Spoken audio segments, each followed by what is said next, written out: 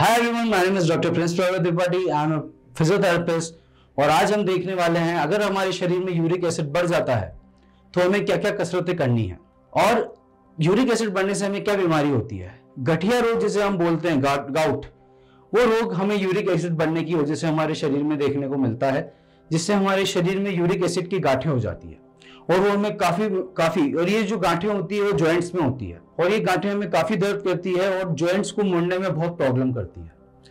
तो इस रोग से बचें और यूरिक एसिड को बराबर सर्कुलेट करने के लिए बराबर शरीर में वो सर्कुलेट होता रहे और उसकी बनाव जितना बनता है उतना निकले भी सही, उस चीज को हम देखते हुए कुछ कसरतें आपको बताने जा रहे हैं। उन कसरतों पे ध्यान दीजिएगा।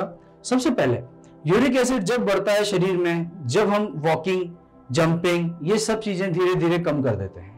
ये सब कब कम होता है? जब हम एज के उस पायदान पे चले जाते हैं, जब हमारी एज ज्यादा है या हमारी रूटीन ही ऐसा है कि हम ज्यादा चल नहीं पाते, हमारे शरीर को एक्टिव नहीं रख पाते। तो मैं आपको ये बोलना चाहूंगा, सबसे पहले आप अपनी लाइफ स्टाइल में चेंजेस करें। वॉकिंग, जंपिंग, रनिंग, जॉगिंग, इन सबको अपनी लाइफ स्टाइल में जोड़ें। किस तरीके से करेंगे? सुबह जब भी आप उठते हैं, सबसे पहले जल्दी उठने का ट्राई कीजिए और जल्दी उठ के या जब भी आप उठें, सबसे पहले सुबह सुबह आपको कम से कम 1 या 2 किलोमीटर वॉकिंग करना स्टार्ट करना है। शुरुआत में जब आप वॉकिंग करना स्टार्ट करेंगे 1-2 किलोमीटर, उसको फिर प्रोग्रेशन पे डालिए। उसके बाद फिर जॉगिंग करना स्टार्ट कीजिए। जब आपको जॉगिंग कंफर्टेबल लगता है 1-2 किलोमीटर करना, उसके बाद अपनी बॉडी को रनिंग पे डालिए।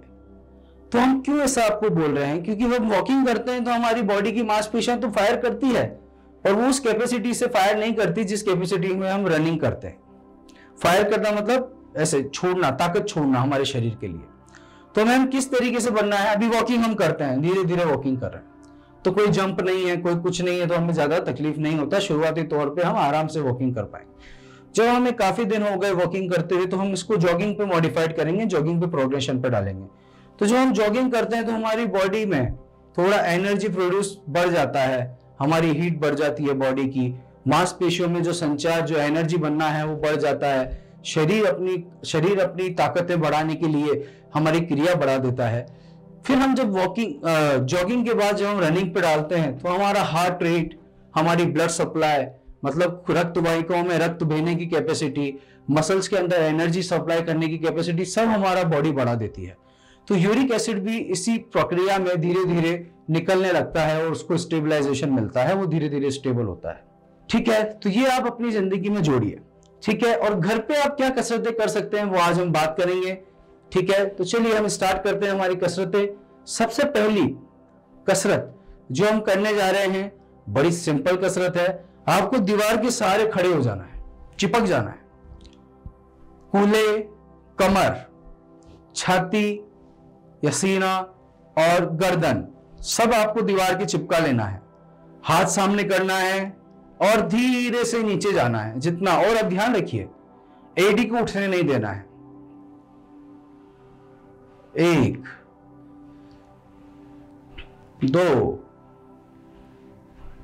3, 4, 5। इस तरीके से आपको 10-10 रिपीटेशन करने हैं और 3 सेट्स करने हैं। हर कसरत के बाद श्वास वाली कसरत जरूर करें। देखिएगा किस तरीके से।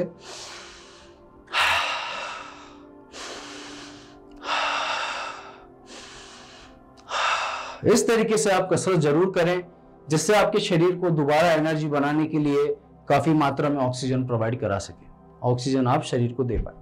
अब हम देखेंगे दूसरी कसरत जो आपको घर पे करनी है। किस तरीके से करेंगे देखिएगा। आपको एक चेयर ले लेनी है, इस तरीके से चेयर पे आपको बैठना है। चेयर पे बैठ के अभी आपको 60 बार खड़े होके बैठना है। देखिएगा किस तरीके से। एड़ी घुटने पे हाथ रख लीजिए, आगे झुकिए, पंजा पैरों पे डालिए और खड़े हो जाइए। वापस बैठते टाइम झुकिए, पीछे की तरफ वजन डालिए और बैठ जाइए। इस तरीके से आपको करना है। आगे झुकना है, ऊपर होना है, वापस आगे झुकना है, नीचे बैठना है, आगे झुकना है, खड़े होना है, आगे झुकना है, नीचे बैठना है, आगे झुकना है, खड़े होना है, आगे झुकना है, नीचे बैठना है। इस तरीके से आपको 60 रिपीटेशन 3 सेट्स करने हैं। 60 बार 3 सेट्स। जब जाके आपको काफी अच्छा फील होगा। अभी हम देखेंगे तीसरे नंबर की कसरत जो आपको घर पे करनी है।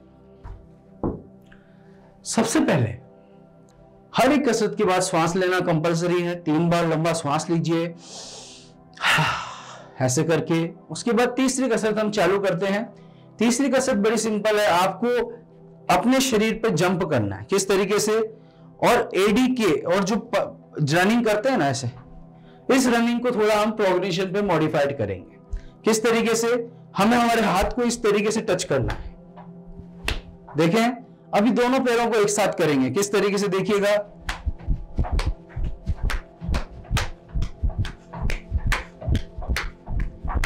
इस तरीके से आपको 30 रिपीटेशन करने हैं और 30 के आपको 3 सेट्स करने हैं। ठीक है, या आप इस एक्सरसाइज को कंटिन्यू 1 मिनट तक करें।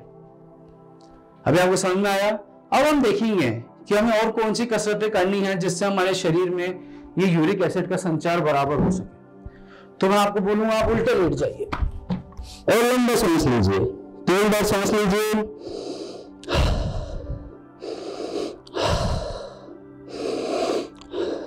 और अपने हाथ को इस तरीके से लेके सीधा कमर को कर दीजिए।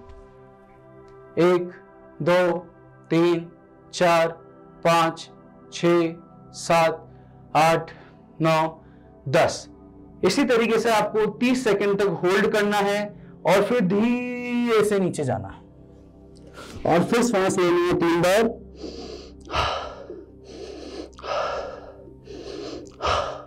इसको आपको 30 सेकंड तक करना है और 3 रिपीटेशन करने हैं, 3 सेट्स करने हैं। 30 सेकंड होल्ड कीजिए और 3 सेट करिए इसके।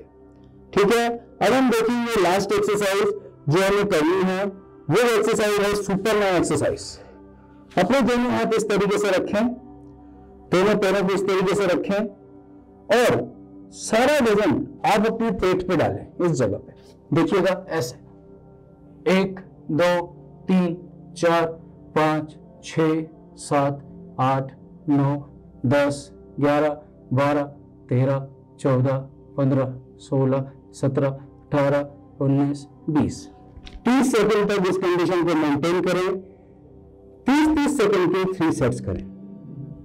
इससे ये कंक्लूजन निकलता है कि आपको काफी हद तक शरीर में होने वाले यूरिक एसिड से जो पेन अगर आपको फील हो रहा है या नहीं हो रहा है, या शरीर में यूरिक एसिड बढ़ा हुआ है, तो आपके शरीर में पेन जरूर फील होगा। तो वो पेन आपका काफी हद तक कम हो जाएगा।